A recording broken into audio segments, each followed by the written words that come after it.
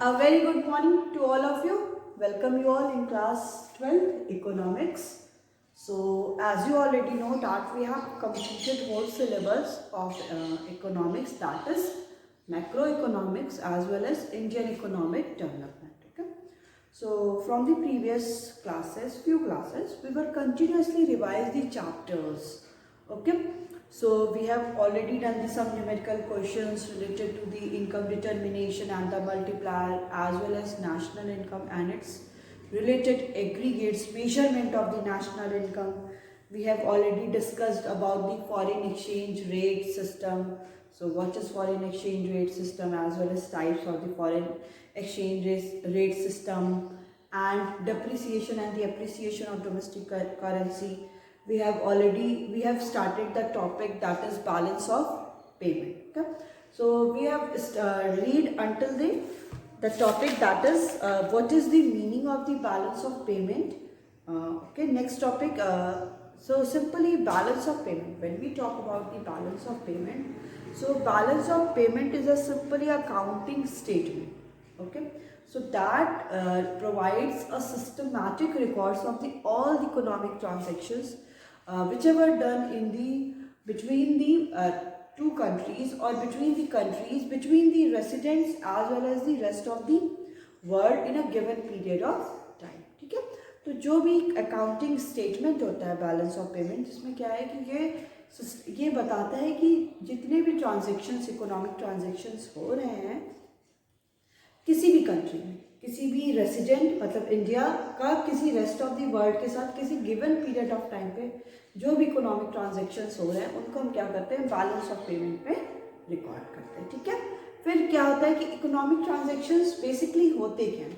तो economic transactions होते हैं सारे visible items. Visible item means import and exports of the goods that which are the physical goods, मतलब those goods which we can see, touch as well as measure. Next होता है आपका invisible transactions. Invisible items और the services. It includes the export and imports of the services like shipping service, insurance, banking services. So it will also included in the balance of payment. Third one is unilateral transfer. Unilateral transfer means one-sided payment which is received from the abroad and which is paid to the abroad. So it will also included in the balance of payment. And the last one is capital transfer. So capital transfer is divided into two.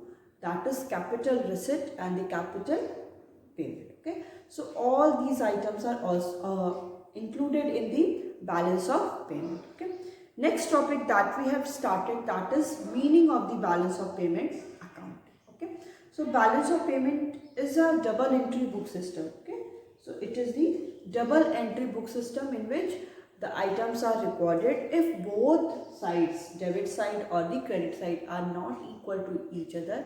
We have entered the one item, that is error and omissions.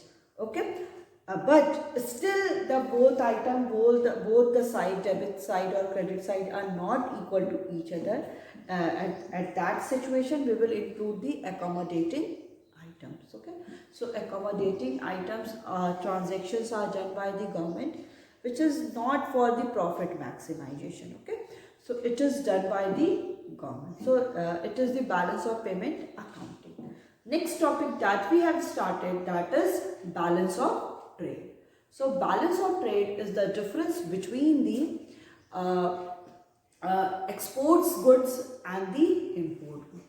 तो अगर हम बात करते हैं balance of trade, तो ये क्या होता है, it is the difference between the value of the export of the visible goods and the value of the import of the visible goods. Okay, so import of the, so here we are talking about the only physical goods. We will not talk about the services and so on. Okay, so it is the difference between the value of the exported goods and the value of the imported goods. Okay, so next topic, till here we have completed the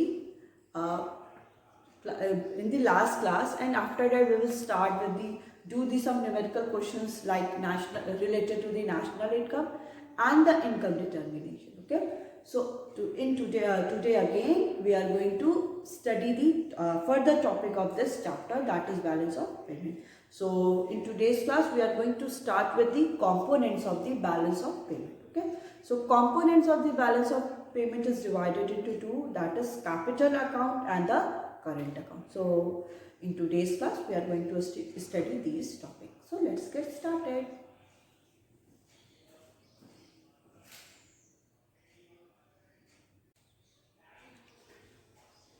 So the topic is components of balance of payment. Components of balance of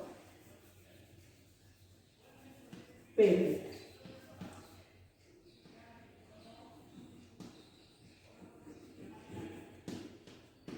Okay. So in this there are two components. First one is component of current account and component of capital account.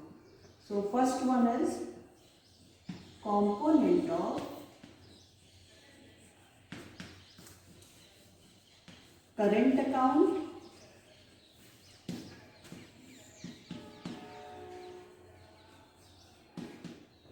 and component of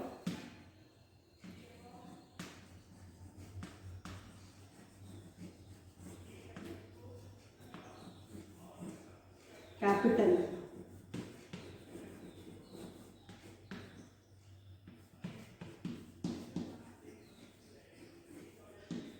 Right? So it is divided into two. Component of balance of payment means कि कौन कौन से items क्या होते हैं balance of payment पे include होते हैं. तो इसको दो में डिवाइड किया जाता है. फर्स्ट वन है आपका component current account and capital account. ठीक है, तो current account and capital account. अब करेंट अकाउंट के कौन कौन से कंपोनेंट होते हैं और कैपिटल अकाउंट्स के कौन कौन कंपोनेंट होते हैं. ओके, तो we will discuss these two one by one. हम इन दोनों को क्या है वन बाय वन पढ़ेंगे. तो पहला है आपका component of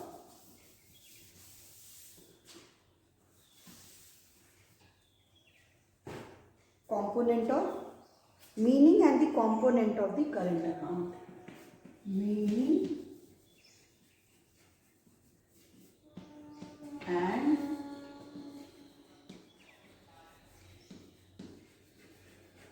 components of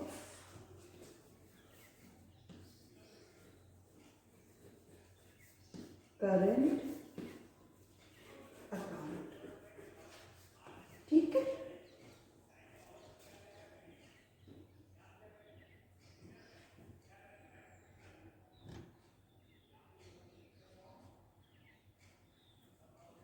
okay, तो क्या कह रहा है, current account of A BOP record all those transactions between the resident of the country and the rest of the world which do not cause a change in the asset and liabilities of the resident of the country or its government. Okay?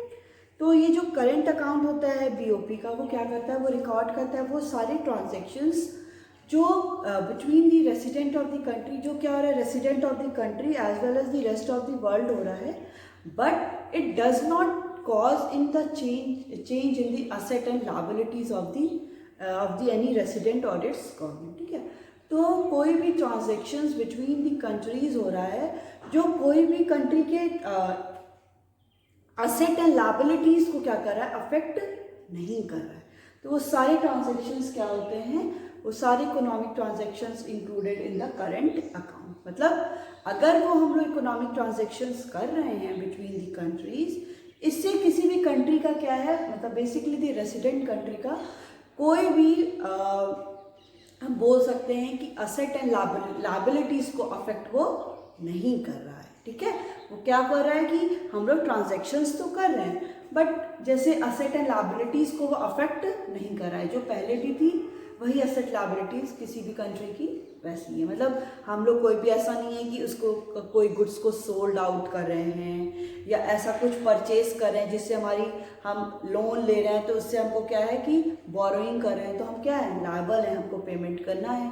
तो ये सारे item हम इसमें include नहीं करते हैं, इसमें हम वही सारे आइटम्स इंक्लूड करते हैं जो between the resident of the country हो रहे हैं, which do not cause a change in the asset and liabilities of the resident और इट्स गवर्नमेंट, की गवर्नमेंट और रेसिडेंट के कोई भी असेट एंड लायबिलिटी को अफेक्ट वो नहीं कर रहा है। ठीक है, फिर कह रहा है current account contains the receipt and payment relating to all the transactions of the visible, invisible, unilateral and the income from the investment and the work। इसमें हम लोग सारे आइटम्स लेते हैं जो क्या है आपके रिसिप्ट एंड पेमेंट हो रहा है, जिसका receipt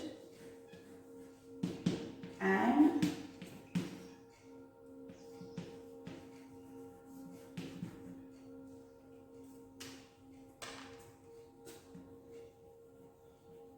receipt and payment of all visible items। हम इसमें क्या ले रहे हैं, विजिबल आइटम ले रहे हैं, इनविजिबल आइटम ले रहे हैं,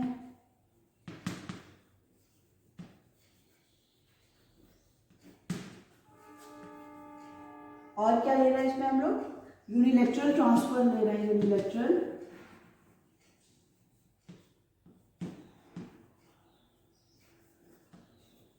and the income from the investment, income from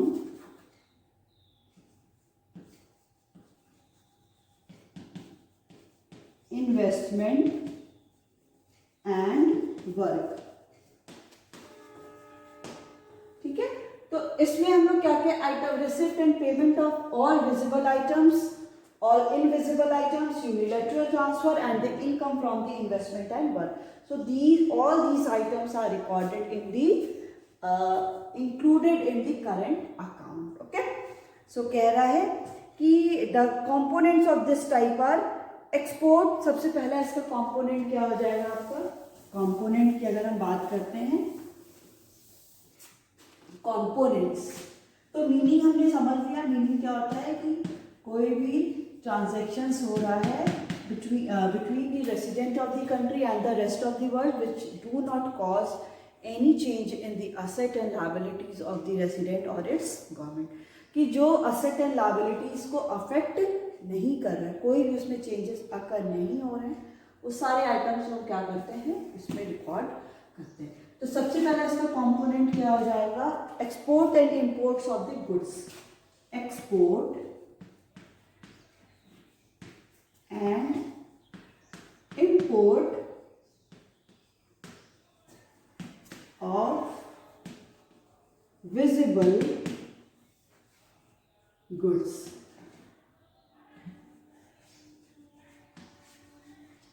ठीक, next one is export and import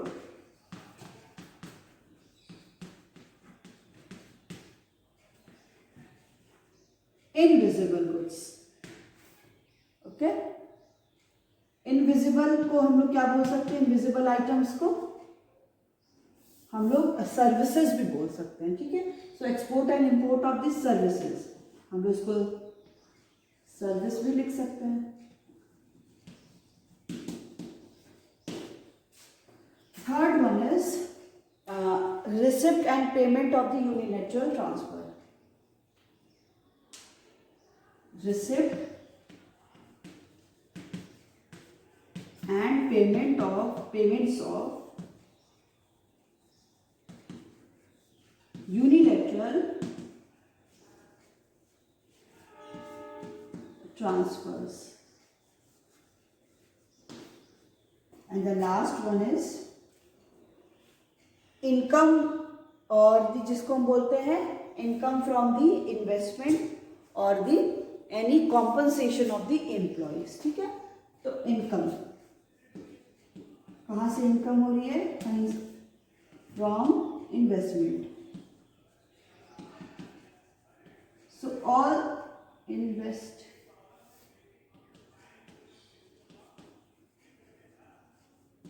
okay, so all these items are included in the current account. जब हम करेंट अकाउंट की बात करते हैं तो करेंट अकाउंट में ये सारे ट्रांजैक्शंस क्या होते हैं रिकॉर्ड होते हैं। सबसे पहला क्या हो गया, export and import of the visible goods, जो गुड्स को हम वी कैन टच, मेजर और दी सीन, ये सारे आइटम्स क्या होते हैं, इसमें रिकॉर्ड होते हैं। सेकेंड है export and import of the services, जो डिफरेंट सर्विसेज हैं लाइक शिपिंग, इंश्योरेंस, बैंकिंग, ये सारी सर्विसेज को भी हम लोग कुछ भी अगर एक्सपोर्ट कर रहे हैं तो रिकॉर्ड होगा, अगर इम्पोर्ट कर रहे हैं तो रिकॉर्ड होगा। थर्ड है आपका receipt and the payment of the unilateral transfer, जो भी यूनिलैटरल ट्रांसफर हो रहा है, वन साइडेड पेमेंट हो रहा है, whether it is exported or the imported, whether we are receiving or the paying all these unilateral transfer, one-sided payment we will include it, we will add in the current account. And the last one is income from the investment. So whatever the income, whatever the investment is done, whether it is done by the foreign countries in the resident or it is done by the resident to the foreign countries, all these items are the included in the current account. Okay, so we will study all these items one by one. So firstly we will discuss the export and the import of the visible goods.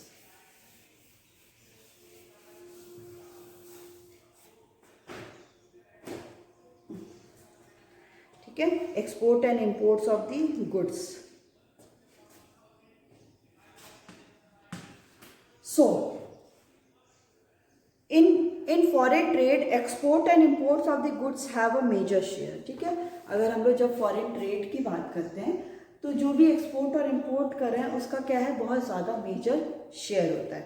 So therefore there will be inflow and outflow of the foreign exchange, कि जब भी हम import और export करेंगे तो उसमें क्या होगा, हमारा फॉरेन एक्सचेंज जो फॉरेन करेंसी है उनका मतलब आएगी भी हमारी कंट्री में, इनफ्लो भी होगा और हमारी कंट्री से जाएगी भी. जब हम एक्सपोर्ट करेंगे अपनी कंट्री के गुड्स को तो वो बाहर जाएंगे तो हमको क्या मिलेगा, फॉरेन एक्सचेंज मिलेगा.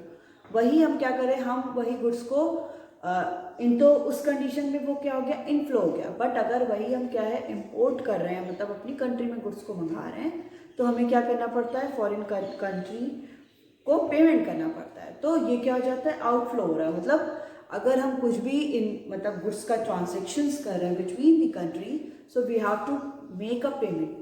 इन that case we have to make a payment or receive the payment. So in that case the inflow and outflow of the foreign exchange happen. Okay, so in foreign trade, export and import of the goods have a major share, and therefore there will be inflow and outflow of the foreign exchange on account of export and import of the visible goods. ठीक है, अब जो भी currency आती है हमारी country में from the export and import of the goods, so it will add in the current account, and in the current accounts export and import of the visible goods, all those items are recorded. Okay, so the payment of import is written on the negative side. Okay, so whatever we are doing the payment, how much amount, it is based up to the transactions between the country. So अगर हम लोग क्या कर रहे हैं, payment कर रहे हैं मतलब आउटफ्लो हो रहा है, हमारी कंट्री से पैसा जा रहा है, तब वो क्या होगा, वो negative side means debit side में इंक्लूड होगा. मतलब अगर हम लोग इंपोर्ट किए, गुड्स को इंपोर्ट कर रहे हैं तो क्या हो रहा है, वो outflow of foreign exchange, FES foreign exchange. That means हमारी कंट्री से पैसा बाहर जा रहा है, विथड्रॉ हो रहा है, तो ये किस साइड रिकॉर्ड होगा, निगेटिव आइटम है. हमारी कंट्री से पैसा जा रहा है तो निगेटिव आइटम, एंड किसको रिकॉर्ड होगा, डेबिट साइड. ठीक है, मैंने बताया था ना कि डबल एंट्री बुक सिस्टम होता है, तो डेबिट और क्रेडिट करते हैं. तो जो भी अगर हम लोग इम्पोर्ट कर रहे हैं, इम्पोर्ट करने का मतलब है हम लोग पेमेंट कर रहे हैं, तो आउटफ्लो हो रहा है फॉरेन एक्सचेंज का, निगेटिव आइटम है, डेबिट साइड में रिकॉर्ड होगा. वहीं अगर हम लोग बात करते हैं एक्सपोर्ट की, export means we are receiving the payment, हम पेमेंट को रिसीव कर रहे हैं, पैसे को हम लोग, पैसा जो है वो हम लोग रिसीव कर रहे हैं, रिसीव. तो एक्सपोर्ट हो रहा है तो ये क्या हो रहा है, इनफ्लो, हमारी कंट्री में पैसा आ रहा है. So it is inflow of foreign exchange का इनफ्लो हो रहा है, हमारी कंट्री में पैसा आ रहा है, that means it will be positive item. ये क्या होगा? पॉजिटिव आइटम होगा।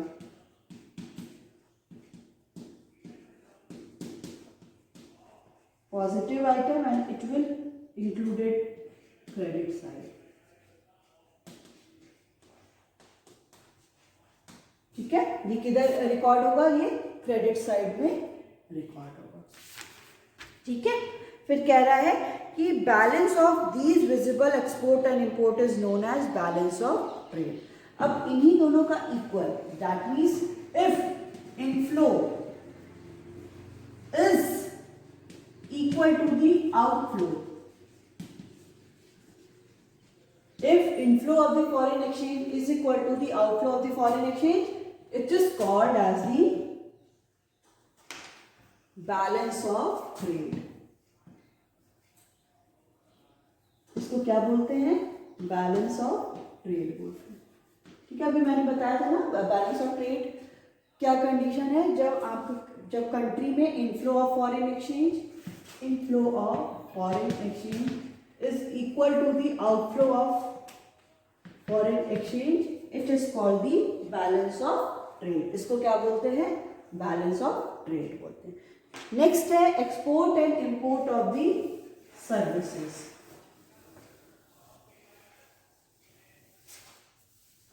Export and import of the services.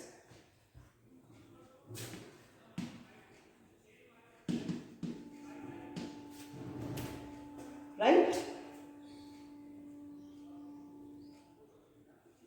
So it includes services which is known as invisible item। ठीक है, जिसको सर्विसेज को जिसको हम लोग टच नहीं कर सकते, इसको मेजर नहीं कर सकते। ठीक है, तो ये सारी क्या होती हैं? सर्विसेज होती हैं। इट इंक्लूड्स सर्विसेज सोल्ड, जो हम सर्विसेज सोल्ड कर रहे हैं, मतलब बैंकिंग की फैसिलिटी फॉरेन कंट्री में प्रोवाइड कर रहे हैं, इंश्योरेंस की फैसिलिटी प्रोवाइड कर रहे हैं, and purchase by the resident of a country, और जो हम लोग सर्विसेज डिफरेंट कंट्री से ले रहे हैं, मतलब हम सर्विसेज दे रहे हैं और जो हम सर्विसेज को ले रहे हैं, तो ये सारे क्या आ जाएंगे? Export and import of the services. And from the rest of therefore there will be inflow and outflow of the foreign exchange. अगर हम क्या कर रहे हैं? सर्विसेज ले रहे हैं दूसरी कंट्री से, तो हमें पेमेंट करना पड़ेगा। जब हम क्या कर रहे हैं कि दूसरी कंट्री को दे रहे हैं, तब हमें पेमेंट मिलेगी, हमको मेरा क्या हो जाएगा? हमारी कंट्री का रेसिडेंट का रिसिप्ट हो जाएगा। ठीक है, so on account of export and import of the invisible items में सर्विसेज में इंक्लूड होगा। सो पेमेंट मीन्स अगर हम पेमेंट कर रहे हैं तो आउटफ्लो हो रहा है फॉरेन एक्सचेंज का, made for these services are recorded in the negative side और द डेबिट साइड। वही सेम चीज़ है, अगर इंपोर्ट कर रहे हैं दो सर्विसेज का इंपोर्ट ऑफ दी सर्विसेज, ये क्या होगा? आउटफ्लो होगा फॉरेन एक्सचेंज का, कंट्री से पैसा जाएगा, नेगेटिव आइटम और डेबिट साइड में रिकॉर्ड हो जाएगा। वही क्या कर रहे हैं? एक्सपोर्ट ऑफ द सर्विसेज कर रहे हैं, सर्विसेज को प्रोवाइड कर रहे हैं दूसरी कंट्री को, तो हमारी कंट्री में पैसा क्या आएगा? कंट्री में इनफ्लो होगा तो पॉजिटिव आइटम है and it is recorded in the credit side of the BOP के क्रेडिट साइड में ये रिकॉर्ड होगा। ठीक है, सो हाँ, payment of the invisible export and import is known as balance of invisible trade. ठीक है, अगर बैलेंस क्या है कि invisible item is equal to the invisible item of the exported services is equal to the invisible item of imported services। ठीक है, which is called the balance of invisible trade। इसको क्या बोलेंगे? balance of invisible trade. Right, so invisible item अगर exported है, exported services का जो services provide कर रहे हैं और ये किसके इक्वल है? इनविजिबल आइटम, इंपोर्टेड सर्विसेज, जो सर्विस हम लोग इंपोर्ट कर रहे हैं, अगर ये दोनों एक दूसरे के इक्वल है तो इसको क्या बोलेंगे? Balance of invisible trade. ठीक है। नेक्स्ट है receipt and payment of the unilateral.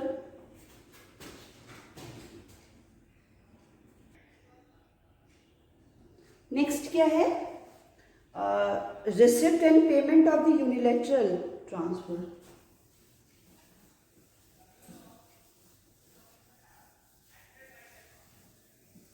Receipt and payment of the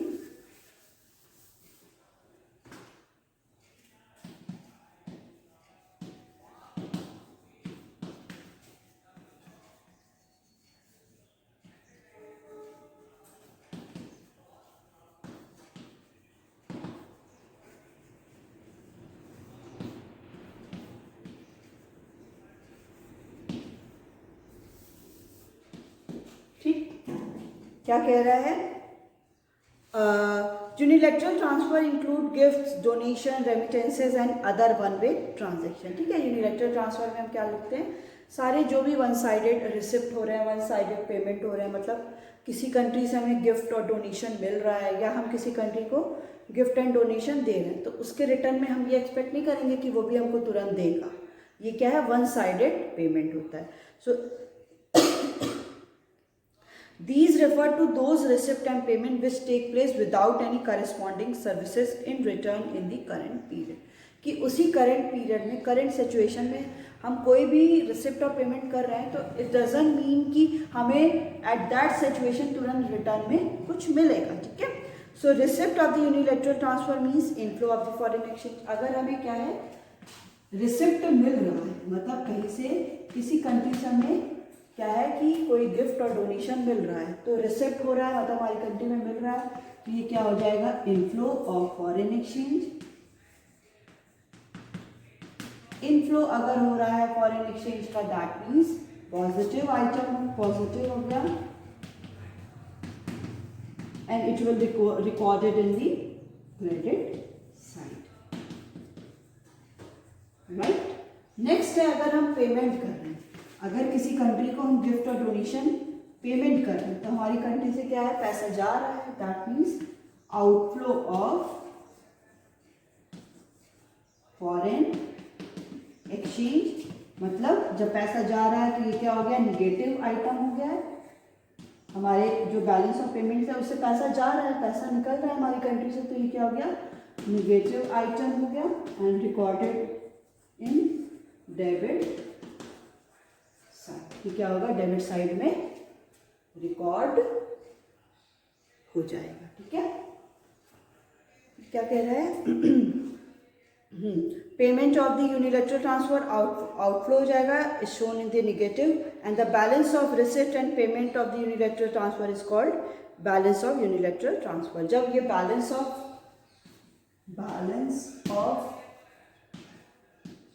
receipt of the unilateral transfer ये किसके इक्वल हो जाएगा? Payment of, balance of payment of unilateral transfer, इसको बोलेंगे हम लोग बैलेंस ऑफ यूनिलैटरल ट्रांसफर। ठीक है। तो ये क्या हो गया? बैलेंस ऑफ, अगर balance of receipt of the unilateral transfer किसके इक्वल हो जा रहा है? Balance of payment of the unilateral transfer, it is known as the balance of unilateral transfer. ठीक है। Next and the last component of the current account is income from the investment.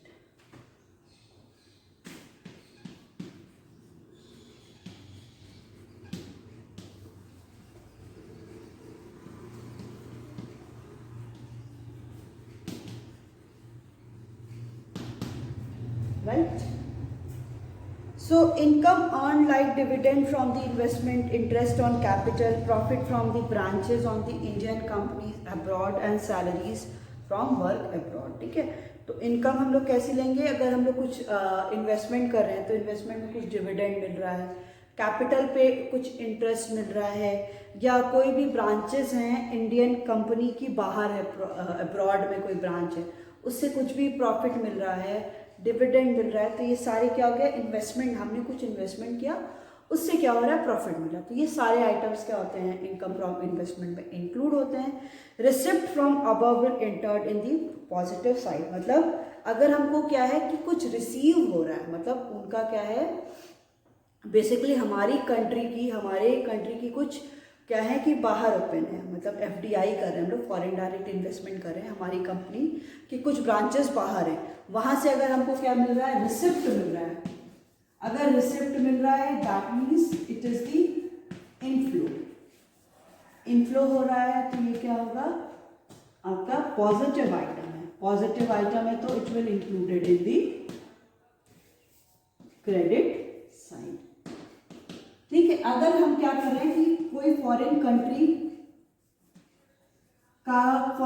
की कोई भी company है, उसका branch हमारी country में है, तो हम क्या कर रहे हैं, उसको कैपिटल पे कर रहे हैं, डिविडेंड पे कर रहे हैं, तो हमारी कंट्री से पैसा क्या जा रहा है, आउटफ्लो हो रहा है फॉरेन एक्सचेंज का। And when there is outflow, negative item है और निगेटिव आइटम है, so it will in the debit side. ठीक है, ये क्या हो जाएगा, आपका डेबिट हो जाएगा। ठीक है, तो हमने क्या क्या पढ़ा, income from the investment, receipt होता है तो इनफ्लो हो जाएगा फॉरेन एक्सचेंज का, positive item and the credit side.